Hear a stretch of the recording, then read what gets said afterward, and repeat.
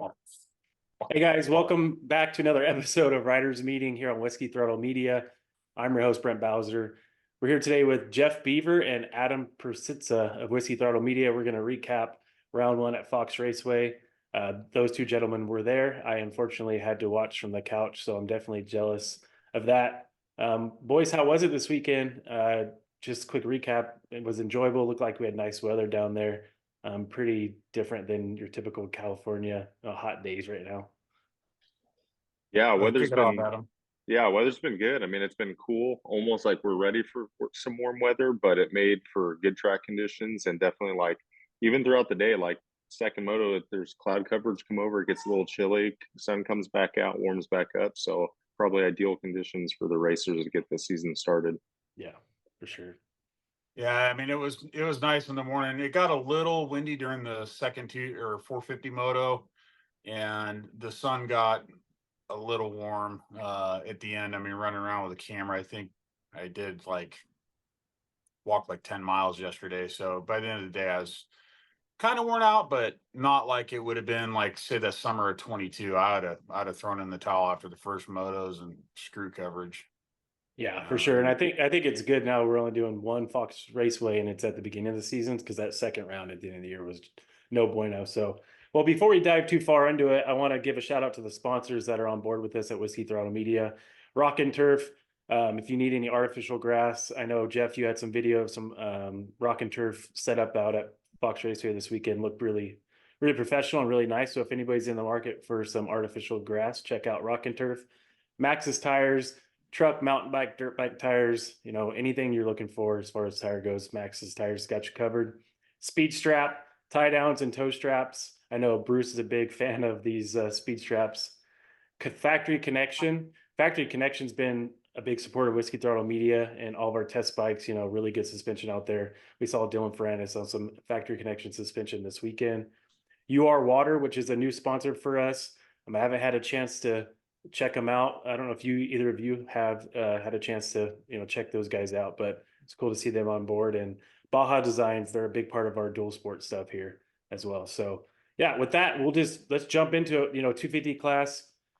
Man, I thought it was a pretty great race. Lots of battles. Hayden Deegan obviously goes 1-1. A little bit of some controversy with the off-track excursions between him and Vial. We'll get more into that, but I mean, I think pretty big statement by Hayden going 1-1 this weekend and kind of just showing him what he's here for this summer. Yeah, I mean, as far as the off-track excursions, I didn't see Hayden's in person. I saw that one around the back before the big table, and he did throttle back up on pretty hard. But my understanding is the rule is you got to kind of chop the throttle and look back and get on a safe time. And I don't know if the thought process was if he rolled up onto the table, he could get landed on and put everybody in a bind. So he pinned it to get over the obstacle. That would have been my reasoning that I would have told the AMA. But I got Tom's on film in that first moto, and when he went off, I could see coming off and pinning it, and then letting off, maybe pinning to correct the bike, but he just stayed in it. he was on a drag strip, and he just launched right in. And if you look at that video that's up on Whiskey Throttle right now, I know there was a drone shot, but from behind you can see Hayden come in, and he went right down the lane, and he caught up to Tom quite a bit in that section. But I think if Tom would have chopped the throttle and then just rolled back to a safe spot, Hayden would have passed him before Tom got back on. So maybe that's the differentiator. I don't know. I know a lot of people are up in arms about it. And we sat for, I don't know, 2 hours kind of waiting for a answer yesterday at the post race. They did the 450 post race, and then we all kind of sat there like, what's going on? And they said somebody protested. I don't know who protested, don't really care, but they finally came back and said, well, hey, let's do a post race with the saying it's the unofficial results. So yeah. And one of the kind of interesting things about that was Hayden got on the mic and said, well, hey, I think I won that race. And he looked at Levi and says, do you think I won that race? And Levi kind of smiled and picked up the mic and he goes, well, I don't think I would have passed you either way. And I kind of laughed when I heard that. I was like, well, that just kind of muddied the waters a little bit for the people making decisions, because the guy who would have gained the most from it saying I wouldn't have passed you anyway. Right. Did that affect the decision? Don't know, but it's going to get talked about for a while. And there's a lot of people griping even about that video that I put up about, Mhm. or we put up about the Tom going off the track. They're like, let it go. And it's, well, hey, if people were talking about it, we're going to throw it up, just Yeah. here's another view of it. But it was pretty interesting how the whole thing worked out, and to wake up this morning and see that I guess last night, but wake up this morning and see that he didn't get penalized. There's going to be a lot of salty people that aren't Yamaha fans the rest of the season about this. And if the title comes down to a few points, it's gonna be an asterisk. Yeah, I think it's especially a bit contentious because as Supercross, there's obviously some off-track excursions with Deegan as well, and those ones were pretty blatant. So with Tom, it's like if that they changed the rule, or the rule, excuse me, from Supercross to motocross, like it needs to be clear for the riders so they know maybe it was, maybe it wasn't. But when you see Tom, like he kicked off and then got right back on, like it seemed safe. Like, yeah, he didn't look over his shoulder or chop, but if you didn't know that update to the rule, then that seems like the right thing, as opposed he didn't cut a whole section out. He got right back on mid roller section. So yeah, it'll be interesting to see how it moves forward, if as long as there's consistent rulings, right? And clear expectations of what those rules mean. Yeah, and I don't know if you guys saw just watching the broadcast, because obviously I wasn't there. In the first moto, Hayden went off the track twice. One was basically before that big jump that Jett was doing. He went on the outside trying to get by Levi, went off, and he did chop the throttle, but he got on pretty good. So yeah, it is interesting, and as long as they're consistent with the ruling, I think that's what's most important. But I could see why everybody's up in arms. It is what it is at this point. There's nothing we can do to change it. And like Jeff, like you said, man, they delayed those results for a couple hours, right? So they definitely looked into it. I'm sure there's, again, like you said, some people aren't going to be happy about it either way. So, but is what it is. And Hayden rode really good. I feel like Levi went 2-2 on the day. Levi rode really good as well, and he just couldn't get close enough to Hayden. First moto, obviously, I don't know if you guys saw on TV where he got that track marker stuck in his boot. And he had to rip it out with two Yeah. laps to go, and that Hayden got by, and there was really nothing he can do there. And then, yeah, man, second moto, he just trailed Deegan the whole time. So solid ride from Levi. I'm sure he wanted to get Hayden, but I mean, I don't think he can be too upset with himself. Yeah, that Yeah. was the weirdest shit, having that thing stick in his boot. I was like, how the hell did that happen? Those things they're a blunt edge. They're not sharp. They're semi-soft plastic. That was just one in a million. He couldn't do that if he No. tried again. But I'll tell you one thing. I want to talk one more thing about that. The AMA ruling is, I have a feeling that Team Fried's probably going to sell a lot more of those AMAs on their last strike shirts after yesterday. So the first thing I thought of is like, I don't think Jason owns Team Fried anymore, but whoever got it struck gold on that one. For sure. And I don't know, do you think Levi is happy with how he rode, and do you think he's okay with the result, or do you think he's leaving there maybe a little bummed? I'm sure he'll be hungry coming in the second round. I'm sure, like especially with how that first moto went, if it really was just that and Hayden wasn't reeling him in. I mean, it did seem like Hayden was pulling up, but then the next lap when they came back around, Hayden had a gap right after he passed him. So that must have been that point. It was on the other side of the track, so we couldn't see it. But yeah, I'm sure he's going to want to come back swinging and not let Hayden get too confident for the rest of the season. Yeah. One thing I noticed about Levi is, man, since he got on the Kawasaki, his starts are, night and day better than when he was on Star Yamaha. Yeah. And his riding style, I mean, totally different than Hayden's. They're both aggressive, but man, he just looks good on that bike. So I think it's going to be a fun summer between those two, and some other guys we'll talk about, but I'm really excited to see. Tom Vial goes 4-3 for third. Good ride from Tom. I even heard in some other interviews where he said, he's just wanting to get through the first couple, to get going.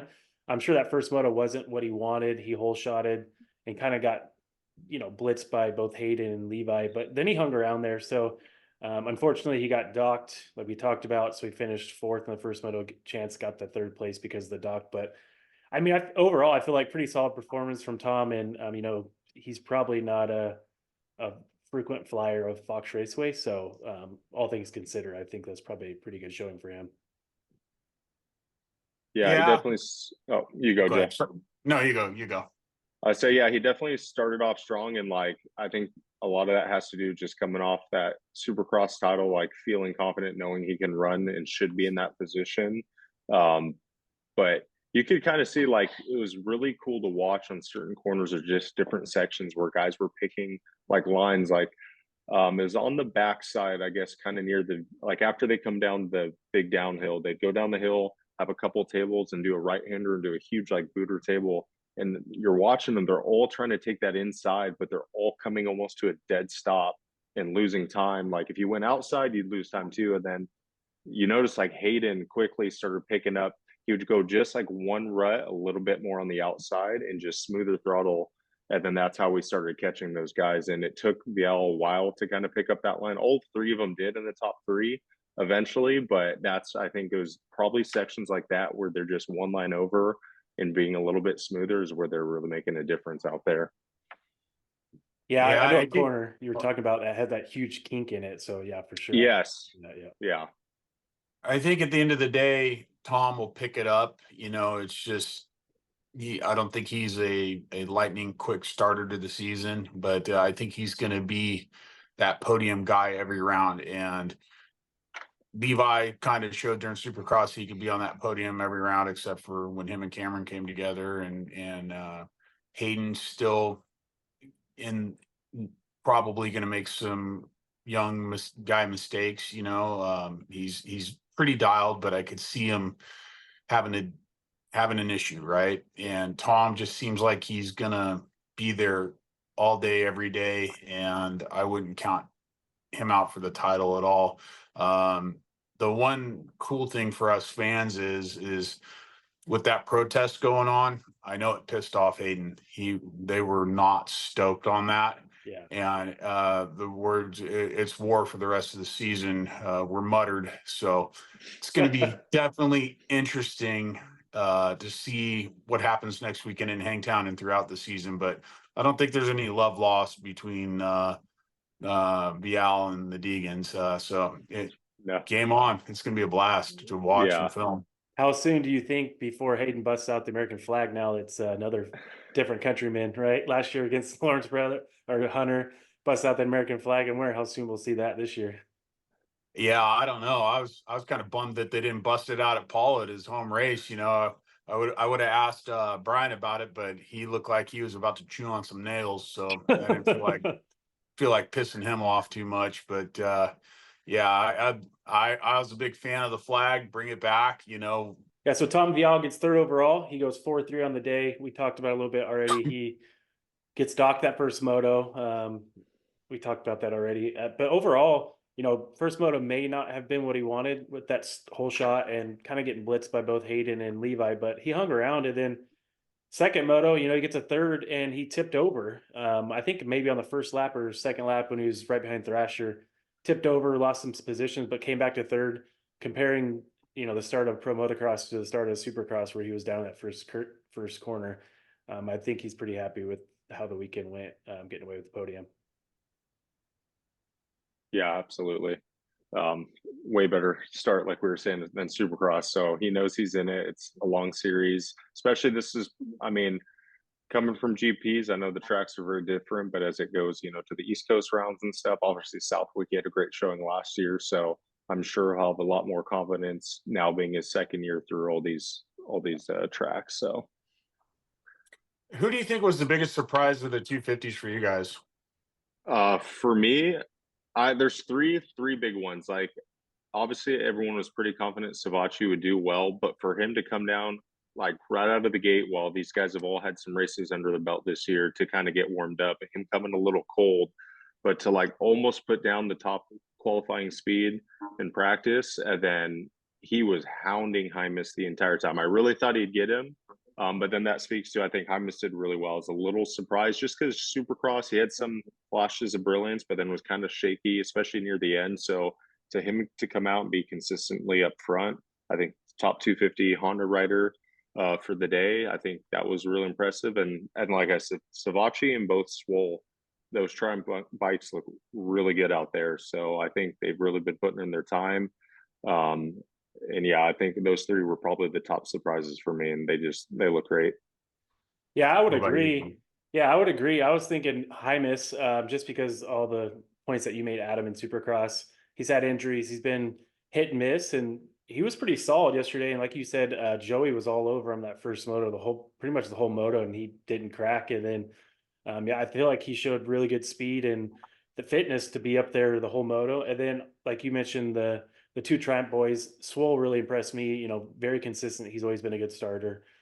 He doesn't always have the best luck. He ends up on the ground sometimes. And then, yeah, man, Joey, I mean, he hasn't raced in the 250 class since 2017, and he's on a new bike. Those Triumphs look really good. And I feel like that was a solid first moto. Unfortunately, he got in that first turn pile up on the second moto, which kind of hindered him there. But I'm with you. I think those are the three standouts for me. Deegan, Kitchen, Vial, everybody kind of had them slated for the top three. But yeah, those guys were really impressive this weekend. I Yeah. think the biggest surprise for me, I agree with Swole and Vial. I was pretty stoked on that, and I think we're going to see him on a podium or a win from Triumph some point this year. That bike is just that good. The one that kind of surprised me was Mark Phineas. He got 12th in his debut. I mean, that kid was ripping. He was the top guy to finish for club ahead of Jett Reynolds and then Cody Shaw. Cody. Yeah, so Yeah. that kind of stood out. I was like, man, this kid absolutely ripped. He was charging. He actually caught and passed DeFrancesco at one time. I don't know if there's something going on with Ryder, if he's hiding an injury. I can't see that kid's out of shape. I don't think that would happen, but I don't know what's going on with him. But he kind of started fading in the moto, and that kid caught him and just went by him and took off, and that was pretty damn impressive. I talked to his dad for a little while after the motos, and they were pretty damn stoked on the results. But it doesn't surprise me either, coming from club. And I'm about to whoop this fly's ass here in a second. Sorry. Club just they're turning into a juggernaut of their own. I wouldn't be surprised in the next couple seasons if they're regularly on the podium and winning motos in both classes. I mean, they're that good of a team, and so that was kind of cool to see. And but that was my biggest surprise of the 250s. Yeah, and I've talked to Mark a couple times on different podcasts, and he's had the speed, and just by talking to him and hearing all the things, he's a hard worker. He had some tough luck in Supercross on the Supercross Futures. He'd have good qualifying times and then end up with some bad luck or whatever. So it was cool to see. I know those club bikes have been good in Supercross, and we've always wondered how they'll be outdoors. Last year we had the guys that were on the 250s bump up to 450s, but yeah, man, Mark did good. Like you said, top finishing club rider. And yeah, he's stoked, and I'm sure we'll see more out of him this summer for sure. Yeah, I mean, even Garrett had some good rides last year, and Garrett's like strapping 245-pound plates on Jett or Mark. He's a baby Huey out there ripping. Big, strong kid. That's a lot of meat on a 250. And so now they got some lighter guys on the bikes. I think it's going to be pretty interesting to see what they do. I think they'll keep charging forward, and the team looks good, feels good. They're going to ride good, right? So that was probably the most impressive thing about the 250s that nobody really talked about, was how club did. Yeah, for sure. We talked about Hymus 3-4 for fourth. We talked about Swole 6-5 for fifth. Solid ride from Jalik. Like I said, I feel like he looks better than ever on this Triumph bike, and I don't know if he's just comfortable or if he likes the atmosphere he's in, but he's really making those bikes look good. Him and Joey, they're not seem to having any issues with that bike, and he looks very comfortable. So I was really impressed with his speed and his ability to stay up front. So it was cool to see. If you see that kid in the pits this year, his demeanor is so much like happier, and I don't think Husky and Nate and those guys created a bad environment for him over there. That they're a great team and a great group of dudes, and they're fun as hell to be around and talk to and shoot the shit with. But um, the Husky, or I just don't think the Husky bike suited Jalik. You could see it kind of on his face last year that he was always kind of just in a funk a little bit, and you see him now, he's kind of laughing, joking. He showed up at one of the Supercross rounds dressed like a cowboy, and he's having fun. And I think if you're having fun and you like the bike, you're just gonna naturally do better. Yeah, and like you said, not that where he was at was a bad environment, but sometimes you just need a change of scenery to kind of reignite or get you in a different mindset. And yeah, I mean, right, Supercross, he was really their only rider, and so all the attention's on him, and he did pretty well, showed some good signs of speed, and then now coming outdoors, he looks hungry, and he's got an overall win before, so I think he probably really wants to follow that up and try to beat Joey as the first one to do it on the Triumph. Yeah, I was just honestly surprised with how good those bikes have been since day one. You always have a question mark. It's not like they slap black plastics on a KTM, new, Yeah. totally new platform. And I mean, they've shown that there's power to those bikes, and those bikes are good. So I'm really impressed with that program and how, and even in the early stages of development and everything. Hmm. Next up is sixth overall with Shimoda 8-6. Good battle second moto. He was in that fight, but almost he ran into the back of Hymas in the second moto also when Hymas got around him. But he was almost invisible to me. They didn't show much on the broadcast. I don't know what you guys saw in person. I don't know if he just struggled with starts and had to make his way through, but yeah, just didn't really show a whole lot, which, compared to last year, he went 1-1 there at the final round. So yeah, just don't know if it was an off day or if he looked good, just bad starts. I just didn't really notice him much. Yeah, I just definitely. I think mean, the that's guy. oh, Oh, go ahead. I I say just that's think he it. has a. I think he has a hard time making the transition and getting fired up. I don't think he's a quick starter. I think it takes some time to get comfortable. I mean, it's just how many years have we seen that now? When he starts a series, he starts out slow and then builds a head of steam and starts killing it at the end. But he's got to figure that out if he's going to win a title. Yeah, absolutely. Because it always seems that, like you're saying, when the pressure's on, he struggles, and then as soon as he's out of the running, then he goes lights on fire and he gets some wins in. So hopefully it's not the same. What I will say with that start, which I think in almost every single moto took down a handful of guys, like if you didn't get a great start, it really counts here because I mean obviously the top 5 guys are all fast, but 6 through 15 are just a tick behind, and trying to get around those guys on the difficult rutted track like there were in sections, it's not going to be easy. So you got to start up front if you really want to make it. Obviously, the guys who end up being way back, they could kind of make up a little bit more time. But if you're in that 6 to 15, they're all battling the entire way with no separation. Yeah, I would say unless you're Levi or Hayden or maybe even Tom getting a bad start, you might be able to come through. But some of those other guys, like you said, you could get 6th one moto and get 15th the next because they're all so close. So that's what's cool about the 250 class. I think is fun to watch, and everybody out there is just sending it. So it's always there's always some action to see. Yeah. 7th overall was Nate Thrasher. He went 11-7.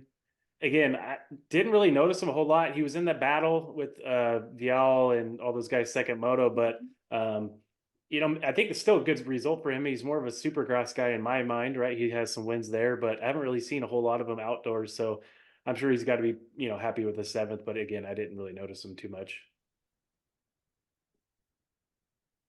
Pierce Brown 8th. He went 10-8. Top finishing gas rider. Rider D got 10th. We'll talk about that in a minute. Again, Pierce consistent, but he's been in this class a couple years now, and you're always just wondering if he's going to make that next step. But he's kind of hovering around the same positions. Not a bad ride, but again, I'm just wondering if he's going to have a breakout ride soon, or if this is just going to be what we see from Pierce moving forward. Yeah, you're right. Just because it almost echoes kind of how Supercross went for him. He's like right there, but just maybe a tick off the pace to where he's just or not in the best positions off the start to really make a difference for him. Yeah. And finally, run out the top 10, Rider D. Mentioned this before. He started up front the first moto. He was running top 5 for a while. Faded back to 9th, and second moto he ended up 12th. Yeah, that's kind of the story we've seen from Ryder D since he turned pro is, gets up front, runs really fast pace, and then kind of just falls up. I don't want to say falls apart, but just slides back towards the end of the race. Heat races and supercross mains. Now we've seen it outdoors. So we know he's got the speed. So I'm not sure what it is, if it's, if it's a fitness thing or what. But yeah, it's kind of, that's the story. He's got the speed, but doesn't maybe have all the fitness. Well, he better figure it out quick because he had his shot with PC and Mitch didn't keep him for a reason, right? He was a development rider from all those years, and then he didn't stay, which kind of surprised me. And now he's over at Gas, and the kid's got skills, totally likable, but something's going on that he needs to like reflect on and maybe get a little hard on himself, and I don't know if he has to just grind harder or what the deal is, or figure out the bike. But if he doesn't, he's going to be one of those guys who he was here for 2 years and he's gone.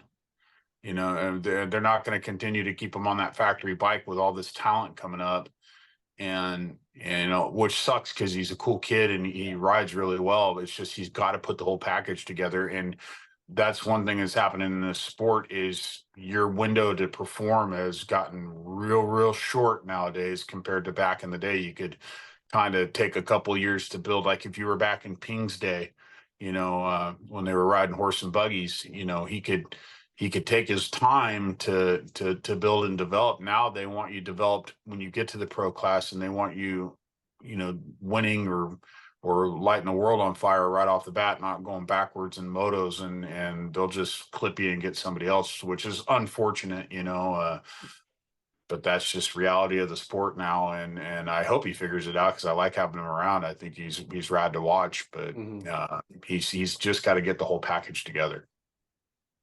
Yeah, man, he definitely has this, the quick speed, one lap speed. It's there. It's a good starter, runs up front. But again, yeah, it's that last 5 minutes, whatever it is. I don't know, but the talent's there.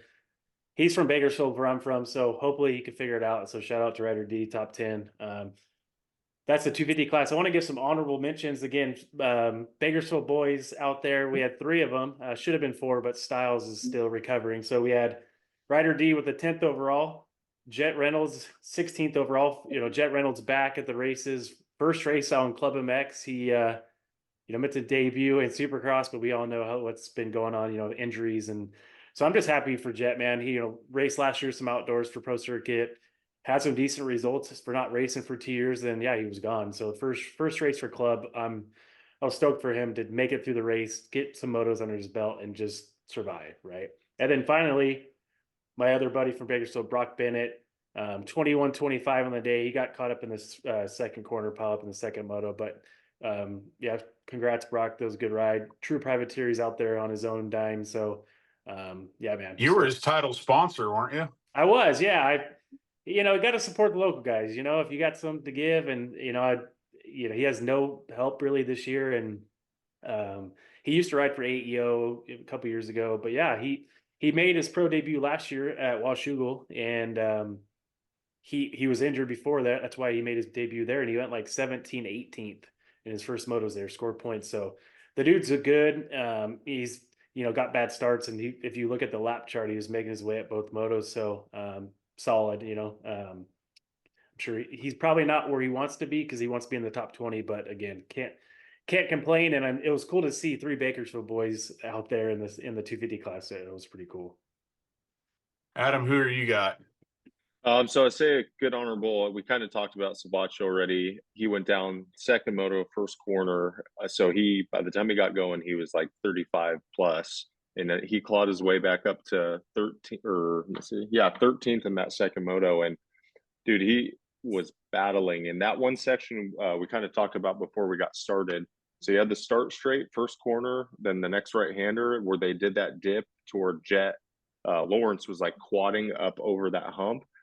It was gnarly rutted on that like down pocket, and he had the save of the day. He got completely cross-rutted and almost got kicked off the right side of that thing, and that would have been like a 25-foot drop to flat ground. So he held it together and then still kept charging after that. Like that would have shaken up some people because guys were cross-rutting all day, especially those second motos as it got pretty tough. So his results don't totally show how well he rode today or yesterday, excuse me. But I think, yeah, he's definitely going to be a threat, especially as he gets more confidence being back in the races since he's had that time off. Yeah, I'd say Jett Reynolds has got to be mine. I went and talked to him right before the first moto, and he just said, I said, "How you feeling today, man? How is it for you out there?" And he said, "I'm just calm." And so that's a good thing. He didn't look disheveled anyway. He rode his race where he was at, and the objective there for Club and him is just get through the season and get some gate drops under your belt and build. This is his rebuild year. And like I've said about Club a million times, they're the right place for Jett to be. He's in the right headspace. I know a lot of people doubt him, but I can tell you, I talked to that kid a lot, and he's nothing like when I first met him. He's focused. All he does is eat, sleep, and train moto, and he's living out at the compound. And I think once he gets some of that confidence back, you're going to see some surprising rides out of that kid. I really do.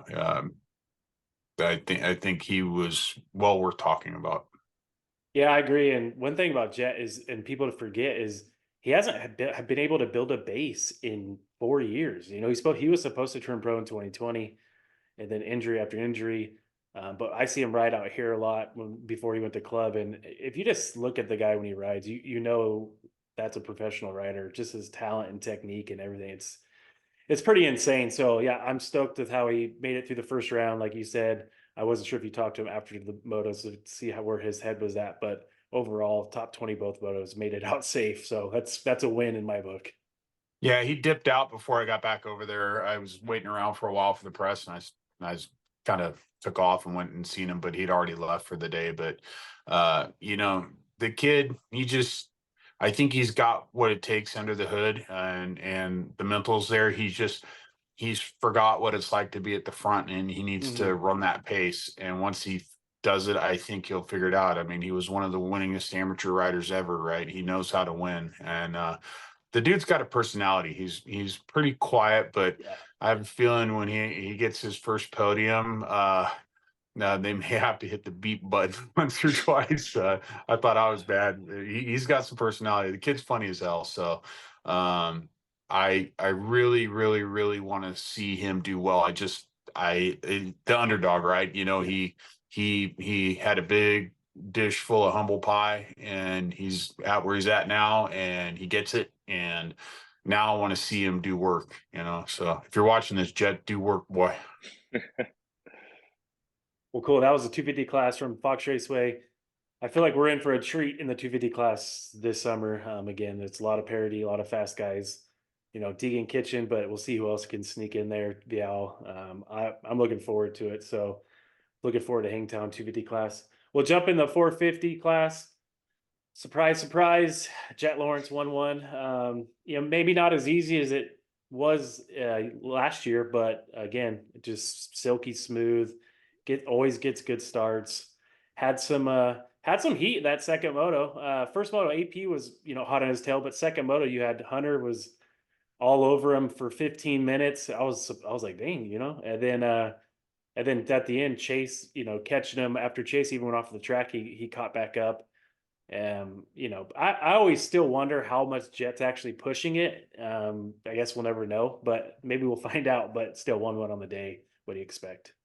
He said that he was kind of fighting the bike all day, that the back end and using his legs and all that stuff. In Supercross, you really don't use your legs as much as like you do outdoors. So he was having some, not that the bike was bad or Christian did anything wrong. I mean, he's an amazing mechanic, but just the settings, we were just struggling a little bit with it all day. But if that performance was what he puts out when he's struggling, it's gonna be a long day in summer. These guys are screwed. I think Chase is figuring it out. Chase looked really, really, really good too, and he was on him for a while there. Yeah. I really think Chase is the only one who's gonna straight up beat him or has the capability to hunt him down, you know. And if it gets muddy, we all seen that Jett can and can't ride in the mud. So there will be some weather factors. There's got to be by the end of the year that are going to play, and how does Chase doing that? But yeah, it's just kind of mind boggling that he rode that well. And then he's like, yeah, I really wasn't gelling with the bike in so many words. And you're like, oh, crap. Yeah. It's gonna be a long summer. So that's all I got to say about Jett. Yeah, watching him with AP kind of holding on to him, we're like, oh man, Aaron looks great. But you're like, it's first 5, 6 laps, you're like, oh man, I wonder how much is that Jett just he's just coasting, kind of waiting, letting things settle. And then sure enough, about lap 5, 6, 7, he just takes off and builds himself a nice barrier and then just kind of coasts there. But Ping and I were talking because he started doing that section, that roller section where he started jumping the entire thing damn near.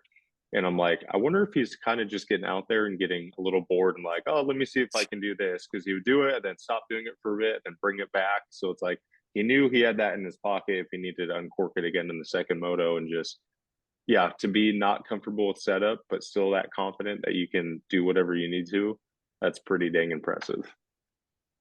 Yeah, it's going to be scary. But like you said, Jeff, I feel like Chase is probably the only one I think that could beat him straight up. Hunter looked really good again. You know, he was putting a lot of pressure on him for half that moto. But I feel like, you know, unless there's an issue, Chase is, in my opinion, maybe the only one that could beat him straight up. But again, it feels like he just goes, Jett goes just as fast as he needs to. It's not like he, you know, Hunter was all over him and it didn't even look like he was bothered by it. I know it's his brother, but like he was just going just fast enough of what he needed to do. And that's what we saw last summer. He's not pulling the Carmichael and Stewart where he's winning by 30 seconds, right? So yeah, man, pretty impressive. To 20, was it 25-0 now? Or it's 24? 24. 24. It's 24 now. So which is kind of cool because it shut up all the people who saying, oh, well, he only went 22-0 last year. And it's like, if there would have been a 12th round there last year, you could be a betting man and think that he would have got it, but he did get it now. So he wins the first moto at Hangtown. He steps over Stu on that on that record of motos and falls in behind Carmichael. I think Carmichael's at 33 for the first time or second time, and then 30 motos somewhere around there. Here's a fun fact about it. I was talking to Lars yesterday, and Lars was part of Team Honda for all three of them. So I go, are you like 78, 80 motos and oh now? You know, so that's kind of, that had to have been cool for Lars Lindstrom to witness all that over a 20-year time span, 20-something year time span, to see three perfect seasons and now continuing on. And you know, the way he rode the other day with a bike that he was having issues with, could you see him do two perfect seasons after yesterday? I could see him go doing it again this year. I do. I mean, if anybody's going to beat him, I think it'd be Chase, but it wouldn't surprise me one bit if he did it again. Yeah. I'm hoping for our sake that it doesn't happen, you know, so we have some good racing, but you can't take any away from the kid, right? I mean, he gets good starts, he goes really fast, and that's what happens when, you know, you put yourself in those positions. So you can't. And we as fans need to understand also that when Ricky did it, or like when Bubba was doing his thing and waxing everybody, sometimes you just got to appreciate greatness and the fact that you're alive and watching it at the time. You know, I mean, how much did we miss as in our age group of like Hannah and those guys? You know, I was a little kid when I caught the end of Hannah's career, and I caught a little bit of Bailey's career as a little kid, but you know, just to be grateful that you're witnessing somebody just be a freaking badass. It doesn't matter what country they're from or whatever they're doing. You know, everybody's going to have a little bit of personality and piss somebody off. Who gives a shit? Just enjoy it for what it is. If he ends up waxing everybody this season, just enjoy the ride, because it doesn't happen that often. What has it been, 20 years or 15 years since it happened when Bubba did it? But Yeah, 08. yeah, it's just a rad thing to see. So that's my thoughts on it. Yeah, absolutely. So then, yeah, moving on with the podium. Obviously Hunter went 2-3. So he was a few positions back and just went to work in that first moto. eventually got around Aaron and then just held on to that no problem. Like I said, Aaron looked great in that first moto, only faded back one position off of a great start. That's where, again, this first quarter on both motos, all four, including both classes, like Anderson's down in the first one, AP's down in the second one. So it really shook up the overalls on how guys finished. Yeah, what do you think about the rest of their rides, like Aaron and obviously Well, we talked about Hunter a bit. He really was hounding Jett for a bit on that second moto, but way better start to a season compared to Supercross for him. I just wanted to point out, I don't know what you guys thought, but those Hondas, Jett and Hunter off the start was just insane. Both motos, they had, I mean, dang near a bike length on everybody halfway out the gate. I'm just like, geez, they either have a good start map or their technique or all of the above. But it was like there's no one else was getting the whole shot, either moto. Like it was, Hunter had it. The first moto just went too wide, but I think if those guys are out front, it's gonna be tough. Yeah, the Hunter is his trajectory just from Supercross. You know, he had a great Supercross season. I think he's learning from Jett. You know, and he's very intelligent, so he's going to pick it up. The one that really surprised me is I didn't think AP come out firing that hard. You know, with breaking his arm, what couple months ago, I think he was off the bike for 2 weeks, so it must have not been very bad, but still, he had a broken arm. You know, that's a setback, and to come out and battle that hard. And I think in the second moto, he would have. What did he finish 12th in the second moto? I think it was, but he slid out. Yeah, 12th. Yep. He slid out in the early laps, but I think he would have been up there. People were like, oh, he's gonna do, have a little bit of brilliance every once in a while, and I don't see that. I think during the Supercross season he really started gaining some traction, and I don't think if he got hurt, I think he would have continued that on. But I just think there's a different mindset with him, and he's at a point in his life now, I think, where he's just kind of in charge mode, and he's obviously the happiest human being in the paddock. And I think that reflects in if he's going to squeak out a moto win or an overall win at all this year, I think Southwick would be the one he'd get it done at. But I was surprised by AP this weekend. I thought he'd be in the top 5, top 10 range coming back, but to come out and just be battling and make passes and run up front, that was impressive. Yeah, I thought he was spicy the first, couple minutes that first moto. He mentioned, I was listening to some other interviews, and he mentioned that he got a little bit of arm pump in the very beginning. Hunter got around him, then he said he settled in. So you can imagine that he, again, was off for a while with his arm injury. But yeah, man, I was, happy for AP first moto. Again, bummer second moto. But yeah, those are things that happen. We touched on Chase a little bit, but 4-2 for Chase. He went down that first moto. I think he tagged the back of Dylan Ferrandis on opening laps. But I mean, what do you guys think? Does he look better on the KTM outdoors than the Honda, or is it too early to tell? But I thought second moto he looked strong the whole race. He made some mistakes, which ultimately cost him. But what were your guys' thoughts on Chase and how he looked out there? I think he looked good. The only thing I'm concerned is Paula last year, he was hounding Jett the entire first and second moto. And so even though it wasn't quite as good of a showing because of some other things, like he at least looks as good as he did at the start of last season. So with me, obviously he had been on the Honda for a while, so they pretty much had that set up to the best they could get it for him.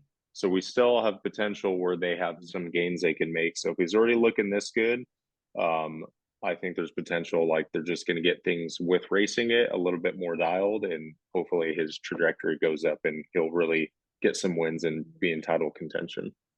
Yeah, he said that, they had a lot of time testing in Supercross, getting that bike set up. So he had to race through the testing phase on that coming over to the new team. And he said that the bike was obviously a much better base package for him to start outdoor testing, and he's taken a liking to it a lot more. I think he'll improve week over week in leaps and bounds. Whether he looks better on the Honda now or I mean on the KTM over the Honda now, I don't know. I think it's too early to tell. You know, one thing, if you talk to people on his old team, he was probably the hardest rider on the front end of a bike ever. You know, he would just grind the front end of that bike into the dirt. So whatever they're doing for the bike, it has to have amazing stability in the front, you know, and he would find that point and then he would crash and then, you know, go back and they'd kind of give him a little bit more and he just goes to the edge again. And, you know, I think that was the big thing behind him washing the front. You know, I know one of the guys said if you looked at his data logger, he almost washed the front on one lap and then came back and, you know, he ended up washing the front in one of those events. And the whole time when they looked at the data logger, he never let off the throttle. The dude's just a beast. Yeah. So Yeah, it's almost a case of they need to build a better bike for his riding style. You know, Yeah. he's just, you know, they talk about Eli being beast mode, but I think he's as much of a beast and just, he's gonna beat that bike into submission or until it can't do what he wants and then he was hitting the ground. So I think maybe the steel frame will probably be a little more forgiving for him in those situations.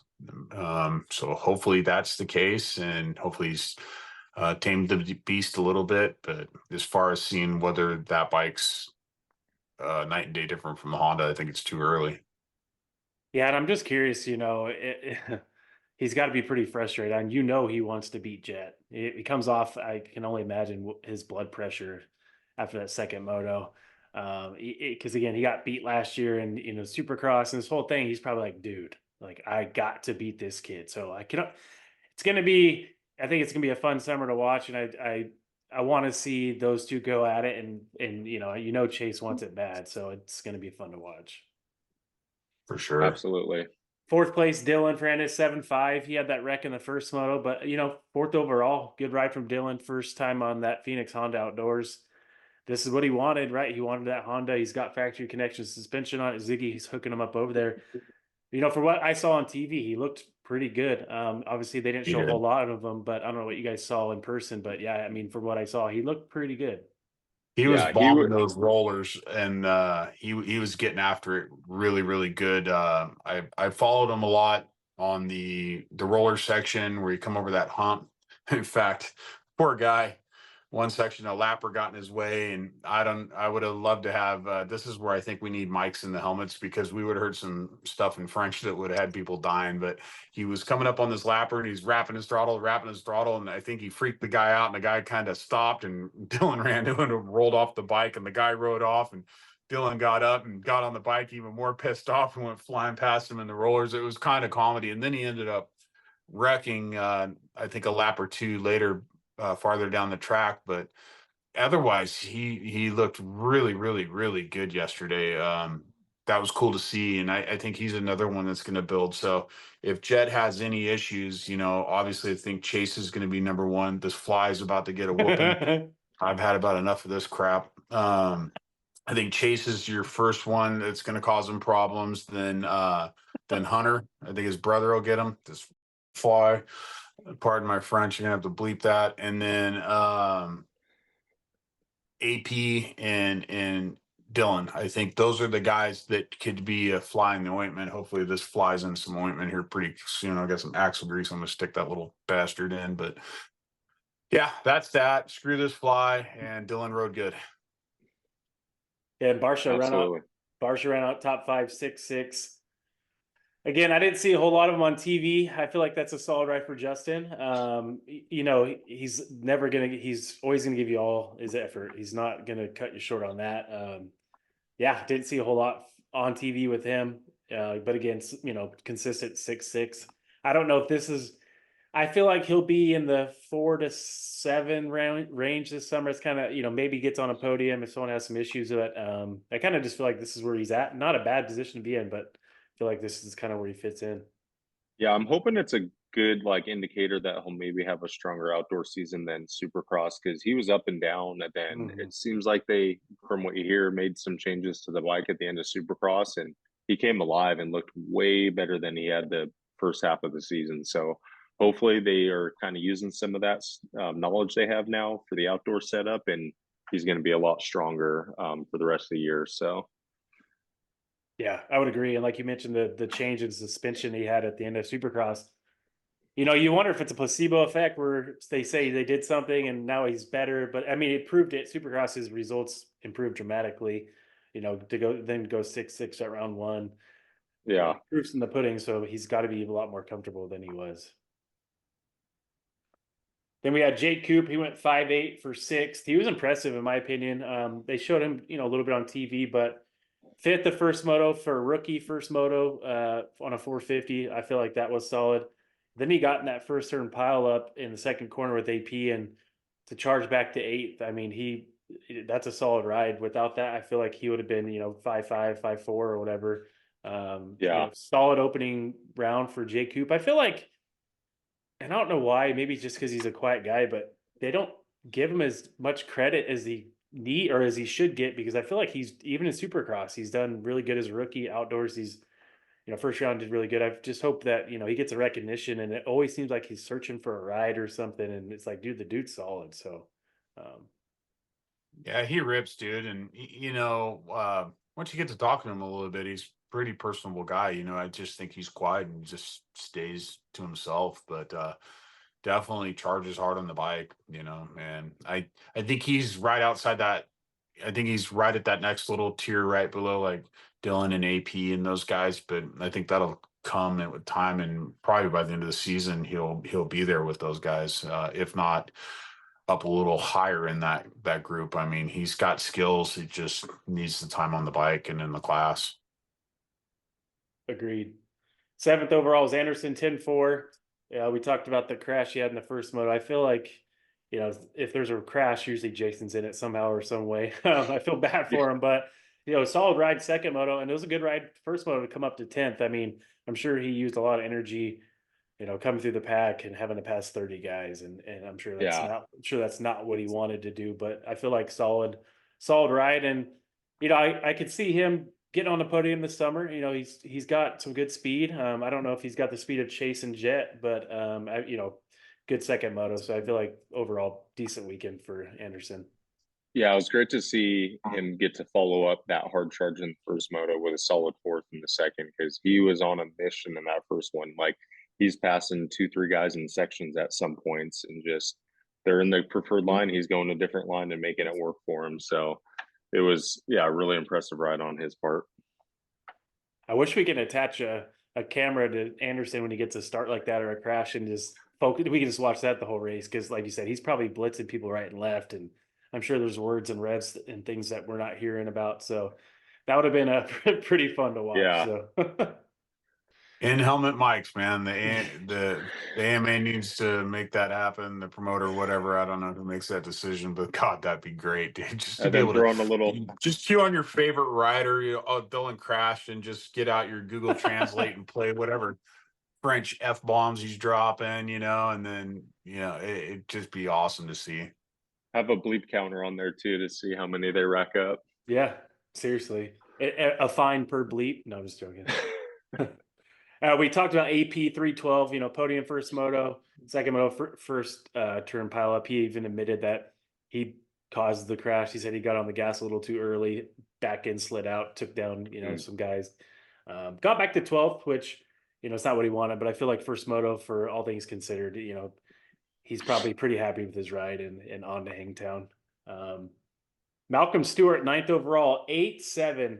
And if I told you this is his first start to the outdoors, even though he did race some last year, but this is his first opening round of outdoors in 10 years. Pretty wild. So 8.7.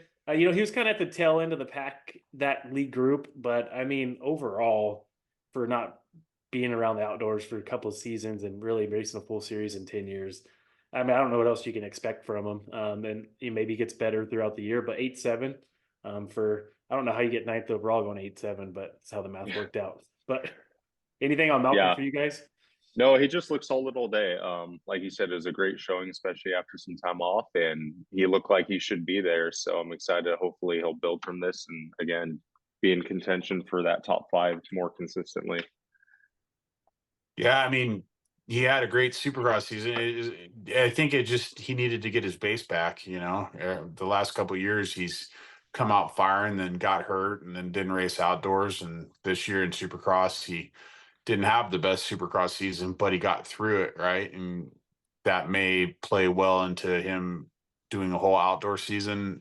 Then, if you complete a full year of SMX, what does that do for him for Supercross for 25, right? Maybe that's kind of the unspoken game plan, is just get his base back, and because the guy is just insane when he wants to be, and nobody's faster in the whoops when he wants to be. So it's just good to have him back in the paddock outdoors. And yeah, he's riding with Christian and Aaron and those guys, probably having a good time, wants to be there. Probably doesn't want to hear any shit about not being there and going fishing and all that stuff. So he's got a lot of motivation to get out there and do well. And I think he's got that under the tank to be a top 5 guy, no problem.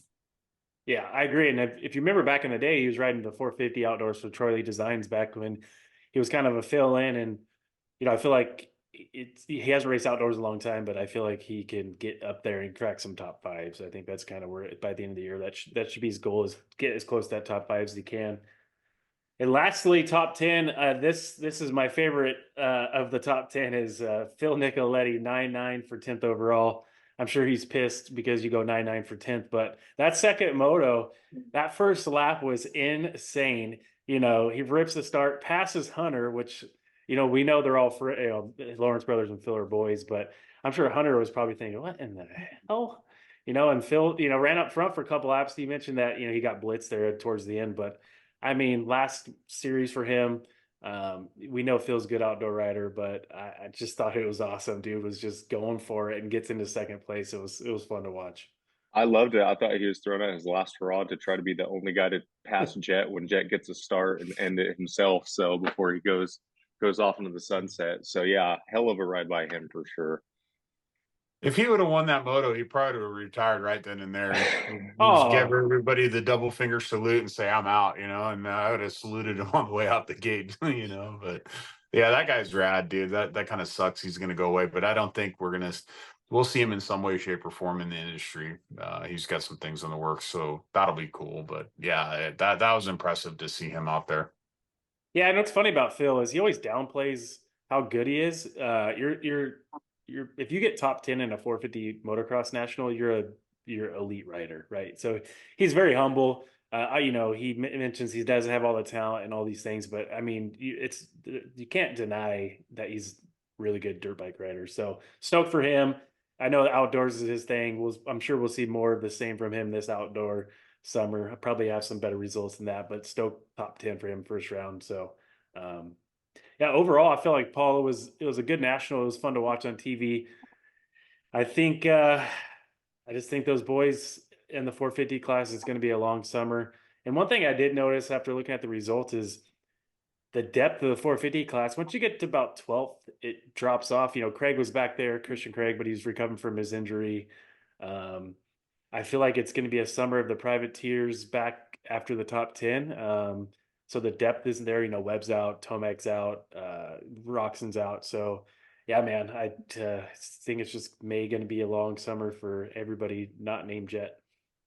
Oh yeah. Yeah. Honor. Oh, go ahead. No, you go ahead, Jeff. Yeah, I was just gonna say, for Christian, he didn't have that surgery that long ago, and I saw a picture the other day. He's got this, like, it looks like a knob in the end of his arm and his elbow. I mean, dude, I don't care how good of a surgeon he had, and that has just got to suck. That's got to hurt like hell for it. So if anybody's questioning whether that dude's got the heart or the grind, he's got an erector set holding his spine together, and I can speak from experience. I know how bad that sucks. And for him to come back and win the title a couple years ago in the 250 class, the dude wants it. The dude's got heart. He's just had a rough go, but I think he's got a lot of balls to come back with all those injuries and still fight and grind and put up with people's shit online and all the comments and all that stuff. So dude's got a lot of heart, and I'd love to see him figure it out and get his whoop speed back and shut some people up. I think that'd be pretty rad. Yeah, and I'm also wondering, he came back, like you mentioned, he had that surgery on his elbow, and I saw a picture of him basically immediately after the moto going and putting his arm in an ice bath for his elbow. Curious if he came back because, sounds like he might not be back at Rockstar Husky next year, and final year of his contract. So if he's trying to fill out what he's going to do next year, still not sure.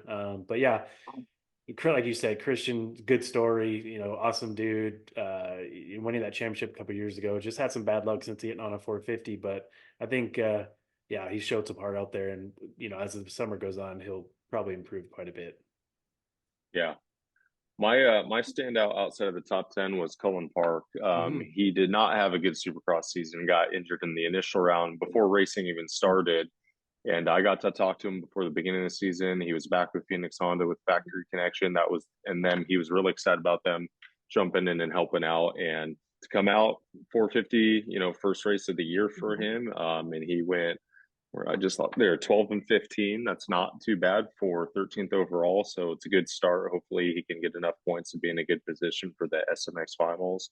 But yeah, it's not easy jumping back in like that. I cannot imagine. So I thought it was a good showing, and hopefully he'll build on that and get some top tens as well. And he was rookie of the year a couple of years ago. I mean, the guy knows how to ride a bike. He's got some skills. I think he's just another one who's got to build a base and get a program going. And I think he'll do pretty well. Well, cool. That's all I have. Any other honorable mentions? Anything else you guys want to? Anything else went down at Paulo that we didn't touch on? I'd say the only other couple that I had were Casey Cochran and Ty Masterpool didn't really have the weekend they're hoping for. I think Casey went down both first turn pile ups, so hopefully he'll come back a little bit stronger. And same with Ty, he showed good speed, but went down in that first lap of the first moto. So we'll see what those guys can bring to the table as the season moves on. Yeah, I was actually really stoked for Masterpool to get that opportunity. We know how fast he is. It would have been interesting to see where he would have ended up in the 450 class if he would have stayed on his bike. But I mean, he qualified 6th, and he had a day on that bike. He had that pretty big wreck in the first moto. They showed it on TV where he got bucked sideways in those sand rollers and hit the ground pretty hard. So I think we can expect him to run up front at some point in the season. He'll rip a start. The dude knows how to ride outdoors. So I'm really happy to see him get that opportunity. Definitely. And yeah, the only other thing I got is just screw that boulder that took out RJ. Yeah. So bummed. That boulder can eat a you-know-what, but I'm just so bummed that RJ's not out there. I think Bruce is in therapy. That's why he's not in with us today. I think he's out at the lake sulking in a beverage or two, thinking about what could have been. But damn Rock. Yeah, what's crazy is RJ and then Marchbanks. You saw that crash, in press day 2, where it was just claiming people right and left. I'm just like, can we just stop now? Yeah, Marchbanks, he could have taken over for the logo on Ridiculousness, dude. That was a world-class scorpion. Dude. Yeah. That dude's a little big to be doing scorpions, dude. As a big guy, my spine just hurt looking at that. But I mean, hey, he's walking and talking, but that was just ugly. And you got to give it up for Shane McElrath. There was a lot of people talking shit at Jerry Robbins standing at the bottom of the jump. It's like, hey, you just got off the bike. You're trying to do what you can, but McElrath, try running up a jump face in boots. He zipped up there quick and got people's attention. So good on Shane for that. I thought that was good. Yeah. Those guys don't have to, but they just did the right thing, right? Yeah, he saw that happen. Yeah, he saw that happen, and he was just like, oh shit. He straight up that hill. Yeah, I talked to him. He was like, man, you get off the bike. You're like, do I have time to get my bike? And you're like, then you just see the chaos ensuing, and you saw what happened to Garrett. He's just, I got to get to the top of that jump. So, it is what it is. A lot of people were hard on Fox Raceway, and hey, they try not to do those things, and hopefully that was. I'm sure MX Sports, those guys are looking into that to like, hey, that's a lesson learned. We cannot have that happen again. We need to really be on the ball on that. Davey and those guys, they work harder than an ugly stripper to put on a good race. So I don't think we'll see too much more of that throughout the end of the season. When you have something like that happened press day at the opening round. I'm pretty sure Yeah. that one's going to be Yeah. forefront at every round moving forward with the flaggers. So Yeah, 'cause I was saying as that went down, I'm like, could you imagine if that was Jett? Like, if, Oh yeah. like, oh, speaking of which, how about Dino and him kissing in midair? oh, man, Holy yeah, shit. yeah, that was wild. Oh, that was scary. Yeah, but I was just thinking, like, bummer for Marchbanks, but people were up in arms about, like, imagine if that was Jett, and Yeah. like, season's over that quick. I mean, holy shit, that would have been a shit storm. That I don't know anybody could put that fire out, but yeah, Yeah. unfortunately, it's a bummer. Like you said, Jeff, I'm sure they'll be paying attention to that stuff, but bummer for Marchbanks. Hope he's back soon. He had a good outdoor summer last year on a 450. I'm sure he was looking forward to that again. So hopefully he's back soon. Before I wrap it up, I want to end with who is your title pick for each class, and I'll start. It's going to sound like a real surprise in the 450 class. I'm going to have to go Jett. I think Chase will get some moto wins, but I just don't know if he's got enough to get it done unless there's an issue with Jett. So I'd say Jett for the title in 450. And 250, I'm going to go with Kitchen. I think it's going to be a duel between Vial, Kitchen, and Deegan. But it was a bummer for Kitchen and Supercross, and we were all stoked for RJ to win. But I feel like Kitchen has stepped up this year on that new bike, and I think it'd be really cool to see Levi win. So those are my two picks for Hey, real quick on that. What happens if Hayden just absolutely spanks Levi at Washougal? Are you going to change your pick? No, it is what it is. All right. What about you, Adam? I'm gonna echo what he said. Jett, how do you argue against it? I really want Chase to get it because I want him to feel like he got the title in the 450 class because just with the controversy of his supercross, he wants to earn it and prove it wasn't just because injuries took guys out. So if anyone's gonna do it other than Jett, it's gonna be him. And then Kitchens, I'm sure he's hurting from that supercross title slipping through his fingers. So he's got to come back hungry and just now he knows where the level is he needs to be at. So I'm going Kitchen and Jett though. Unfortunately, I want Chase in there, but we'll see what happens. I'm going Jett and Deegan. Oh, there you I go. think Deegan, I think Deegan's just. I think yesterday absolutely pissed him off, and he kicked the bull right in the nuts. So I think that kid's going to come out and he's going to rub their nose in it, and I'm all for it, dude. Wave that American flag, kick the shit out of them, talk some shit, have some fun. I'm here for it. I'm that's right up my alley, and go Deegan. I feel like it's funny because some people, are totally. We've heard the uproar last year when he had the American flag and all that, but I mean, it's good for the sport. It's entertaining to watch, and the dude is gnarly on a dirt bike. You can't say anything about it. It is what it is. So I marched right up to Hayden at Washougal after Washougal. I just beeline straight at him, and he's 5'1", 5'4", whatever, 130 pounds, and he was standing by himself. And here comes this 6'1", 280-pound moron coming straight at him. And I stuck my hand out. I'm like, I like what you're doing. Keep doing it. And he's like, yeah, all right, cool. Thanks. I probably didn't know what to think, but I wanted him to know that, yeah, I appreciate that shit. Fly the American flag. Be about it. Yeah. I agree. There's nothing wrong with it. Nope. Well, cool, boys. I appreciate you guys hopping on with me this week. We'll look forward to Hangtown next weekend. I think, Jeff, you're going to be up there. And yeah, man. Are you going? Are you going to be there? TBD. So get your ass in gear and go. Well, I'll be flying out to Colorado on Monday, so it's like it's a lot for that weekend. I know, tears. Don't be a pussy. Go. It's racing.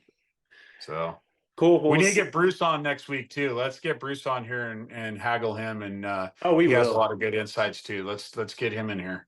Yeah, I think we'll let him off this weekend. He's probably he's like you said, he's probably on the lake. He's sulking and RJ's not being there. He needed some time off. He's a little sensitive when RJ has a bad day. It was like a bereavement request at work. So yeah, we just let him have it. In the family. RJ crashed. I need a week off. So that's pretty much. Sorry, Bruce. Love you, bud, but we know how it is. So right on. Well, that's it for Riders Meeting, Paula, Fox Raceway, and see you guys next week. See ya. See ya.